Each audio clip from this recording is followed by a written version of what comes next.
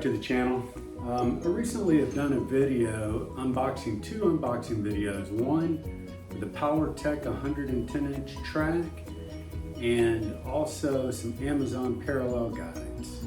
I've had a chance to put those to work and they work great. I've had no issues. I've ripped, currently on a job, I've used that. The rips came out perfect. So that's a budget option out there. So if you need a longer track for ripping, I just priced out a Festool track today. They're 118-inch track, $549 US.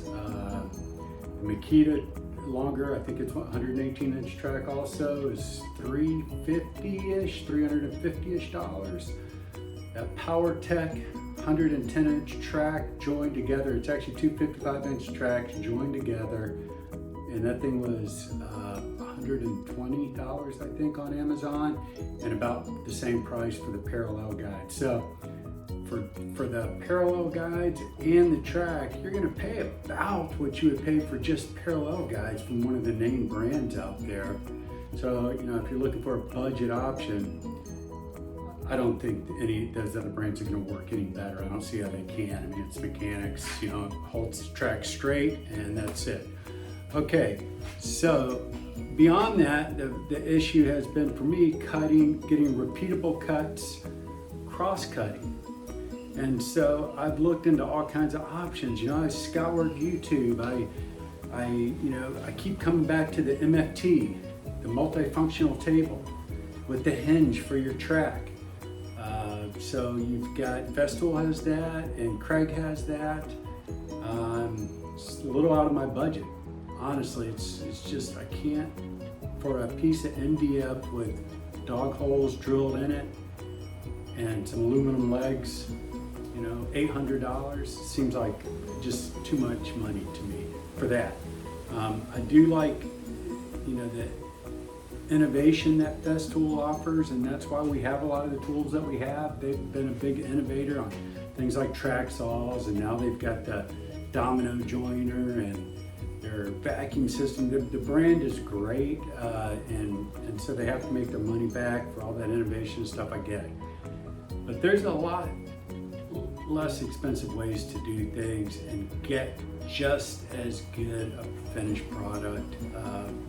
And so on the ripping the plywood, breaking the plywood down in the rips, the PowerTech 110-inch track guide worked great, along with the Amazon parallel guides.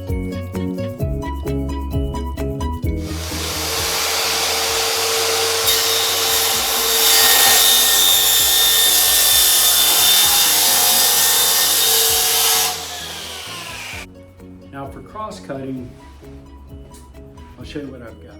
Okay, here's what I came up with. What I've done is I've created this cross-cutting jig, and I've used two different thicknesses of plywood for this jig. And I'll show you what I'm talking about here in 1 second. What I've done,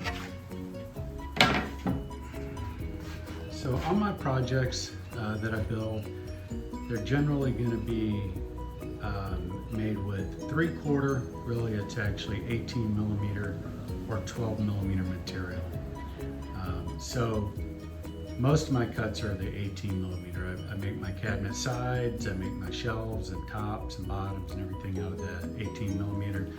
So what I've done is I've taken a piece of 12mm as a base to the jig, and then I've ripped down 2-inch strips of both 12mm and 18mm plywood.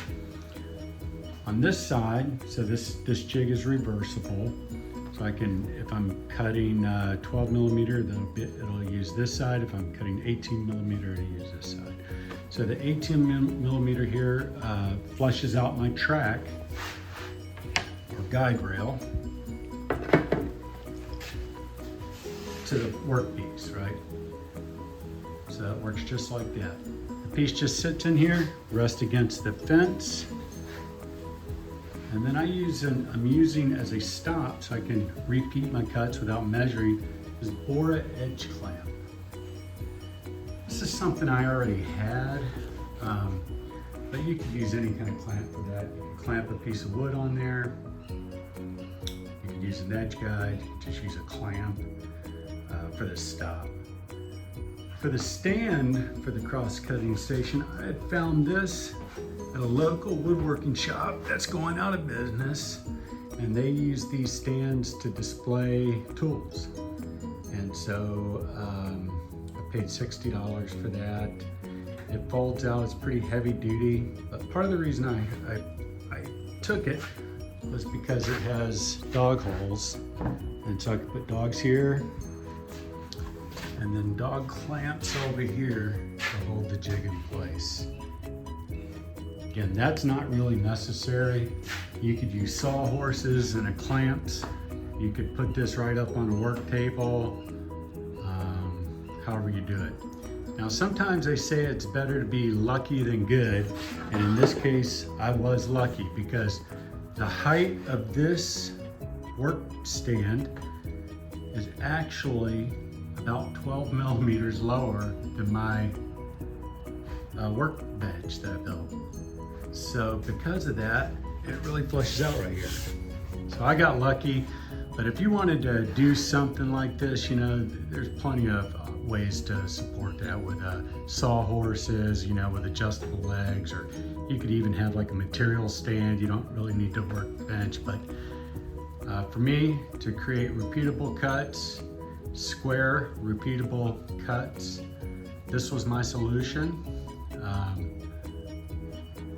It's pretty easy to build this actually. So the thing is that you want to make sure of is that these are parallel, right? So you just make sure your base piece is ripped parallel. Use your table saw, rip down some 2-inch strips. And then basically I've got the strips on the bottom which support my track and get it up high enough to flush out with my workpiece. And then I've got the strips on top as the stops for my guide rail, which are 12 millimeters. So I've got 12 millimeter, 18 millimeter, 12 millimeter, 12 millimeter. And that is my jig for cross cutting with the track saw on a budget. Hopefully you guys get something out of this. Thanks for watching. Please like, subscribe, and share. Have a great day.